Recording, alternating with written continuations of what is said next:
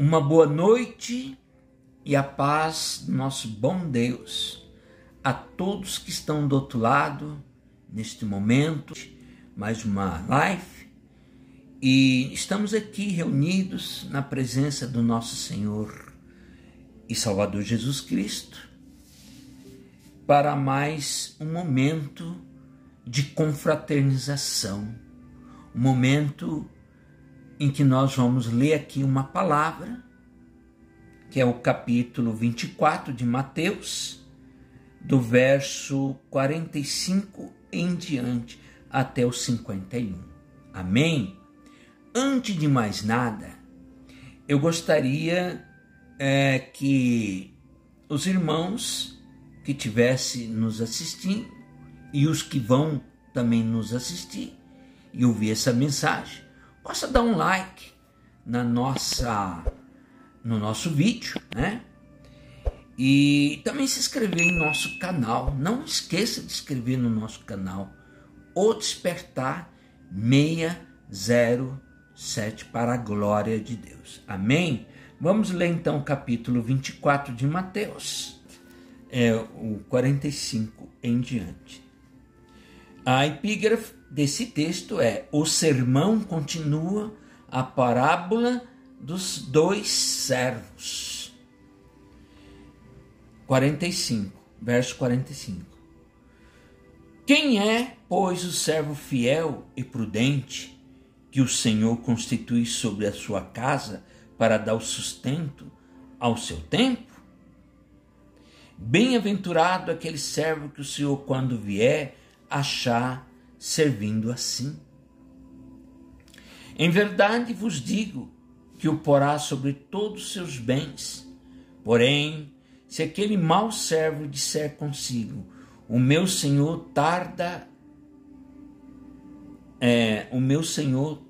virá, e começar a espancar os seus conservos, e a comer e a beber com os ébrios, virá o Senhor daquele servo num dia em que não espera, e a hora em que ele não sabe, e separá-lo-á e destinará a sua parte com os hipócritas, e ali haverá pranto e ranger de dentes. Amém? Glória a Deus. É uma palavra bem interessante, porque denota uma situação, irmãos, de, como é que eu poderia dizer, de confiança, né? De confiança. O Senhor se ausenta, mas Ele deixa alguém no seu lugar para tomar conta das coisas. Deixa lá, vai se preparando, né? Vai tomar conta dos bens, da casa, da fazenda, do que for que tiver que tomar conta. E o Senhor começa a demorar para voltar. E esse servo, que poderia fazer um grande papel,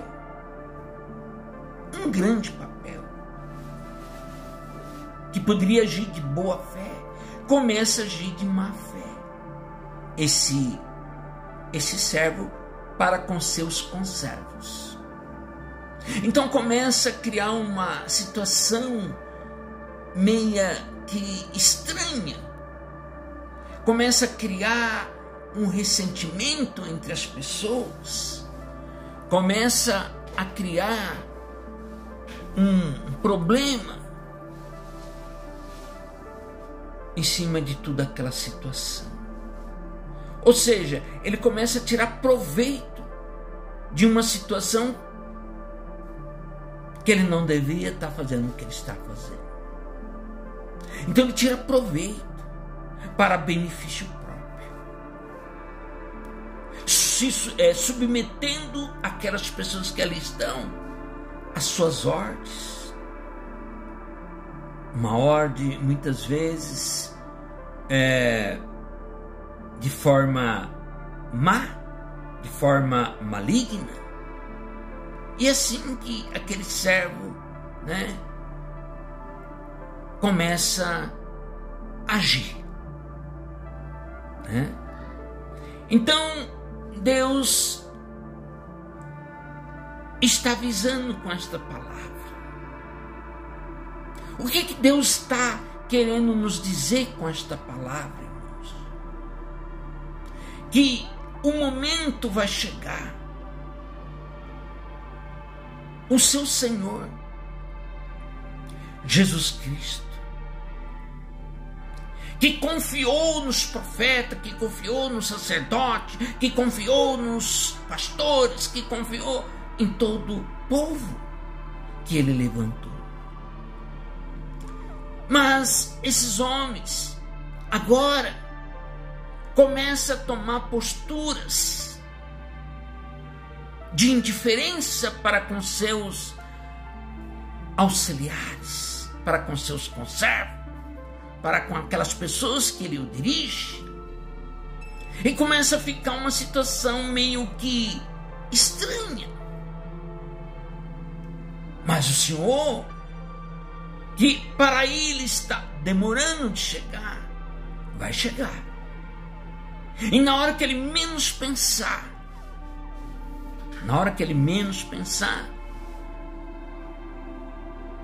o Senhor chega. E provavelmente vai pegar ele de calça curta. E vai pegar ele numa situação difícil. Por quê? Porque ele não está esperando. É assim que funciona. Jesus vai voltar. O Cristo vai voltar. Mas os homens não estão preparados, porque eles não estão se preparando. Eles pegaram uma situação que o Senhor deixou para eles, que confiou nele, e estão levando para um outro lado. E certamente o Senhor vai cobrar. Certamente o Senhor vai pedir. Cadê os frutos? Cadê os frutos de tudo? O que vocês fizeram? Nós não fizemos nada, só desviamos as coisas. E é assim que acontece, irmãos, perante a igreja de Jesus Cristo.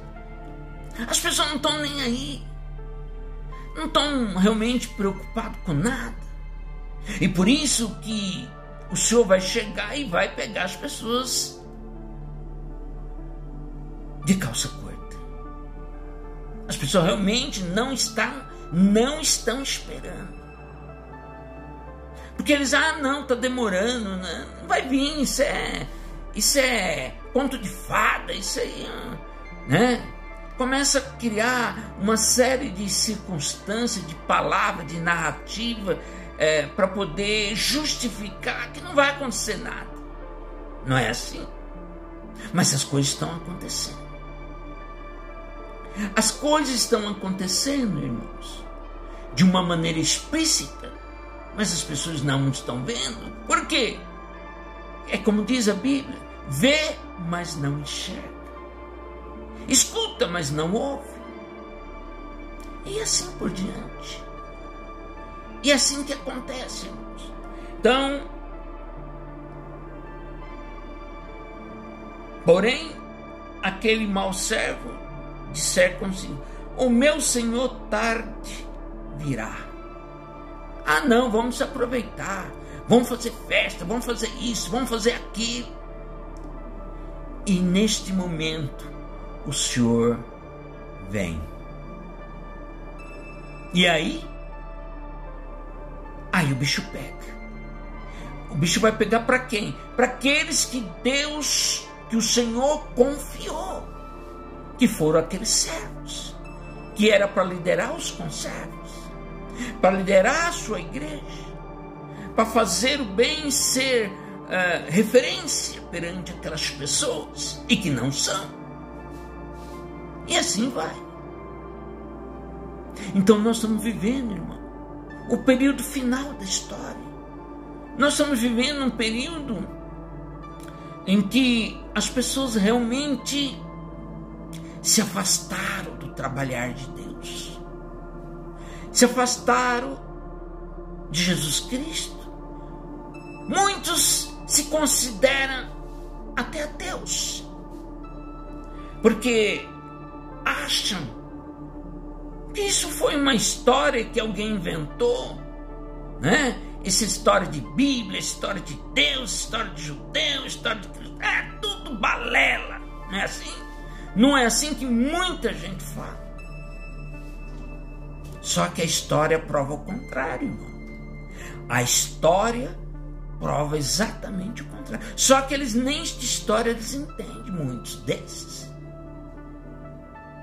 A história comprova o contrário. Aliás, não é só isso. A própria ciência hoje está comprovando a existência de Deus, a existência do Espírito, a existência do mundo espiritual. Tem muitos cientistas que estão se destacando na mídia. É claro que muitos nem colocam isso em pauta, porque não interessa, né? Prefere criar aquele outro tipo de narrativa que é mais interessante, porque eles talvez vão ganhar, não sei. E assim vai. Então, até quando que o povo, que as pessoas vão agir dessa forma? O tempo chegou. O tempo chegou. E de forma matemática, se a gente vê a história, ela corre em ciclos repetitivos e que se afunilou na nossa época, onde Deus agora vai chegar aos seus finalmente. O período do grande julgamento, o período da grande separação do joio e do trigo. Mas muitos vão ficar para trás, irmãos. Porque, como eu sempre falo nas minhas lives, no finalzinho, né? Jesus, ele disse nas suas pregações, né? Ele disse que assim como aconteceu na época de Noé, assim também vai acontecer no dia do Filho do Homem. Então, irmãos, na época de Noé, todos morreram. Todos. Todo aquele reino. Porque não acreditaram. Zombaram de Noé. Escarneceram de Noé. Mas chegou o dia do dilúvio e todos pereceram. Os únicos que se salvaram foram apenas 8. 8 pessoas que foram família de Noé. Será que é isso que a gente deseja para nós? Para os nossos familiares? Claro que não. Então vamos procurar pelo menos refletir e meditar, irmãos, na palavra. Hoje a arca não vai ser uma arca literal e vai vir e vai acabar em um dilúvio. Não, hoje não é assim. Hoje a arca é Jesus. É Jesus Cristo. Então você tem que se unir a quem? A Jesus. Como seu Salvador. Crer nele. E se batizar nas águas. Isso é o mais importante nesse momento. Não é outra coisa. Como diz as Escrituras, procurai primeiro as coisas do alto e o resto vos será acrescentado. Amém? Fique com esta palavra. É uma meditação na parábola dos servos, né? que Jesus contou, do capítulo 24, verso 45 em diante. Amém? Fique com essa palavra, não esqueça de dar o seu like, se inscrever no nosso canal, o Despertar 607, né? Para a glória de Deus. Amém? Fique na paz, que Deus abençoe.